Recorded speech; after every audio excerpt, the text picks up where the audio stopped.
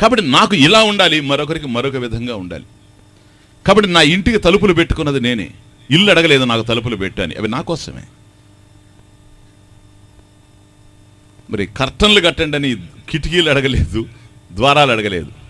మాకు కర్టన్లు, మంచి కర్టన్లు అరేంజ్ చేయండి, మ్యాచింగ్ ఉండేటట్టుగా. గోడకి ఏ రంగు అయితే ఉందో మాకు కూడా అలాగే రంగు ఉండాలి, అటువంటి మ్యాచింగ్ ఉండేటువంటి కర్టన్స్ మాకు అరేంజ్ చేయండి అని కిటికీలు అడగలేదు. ఆ కిటికీ అంతా ఏదైనా ఉంటే మన దగ్గరే ఉంటుంది. కనుక ఇలా ఉంటే నేను ఆనందంగా ఉండగలనేమో.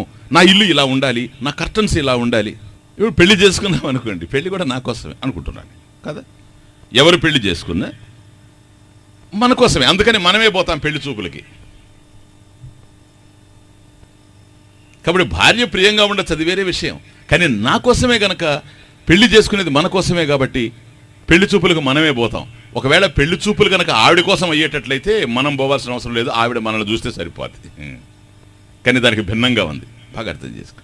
కనుక నాకు ఈ విధమైనటువంటి రంగులు వెయ్యి అని ఏ ఇల్లు అడగలేదు, నాకు ఇలా సఫారీ దొడుగు అని దేహం అడగలేదు, నాకు ముఖాన బొట్టు పెట్టు అని ముఖం అడగలేదు, తల మీద టోపీ పెట్టు అని తల అడగలేదు.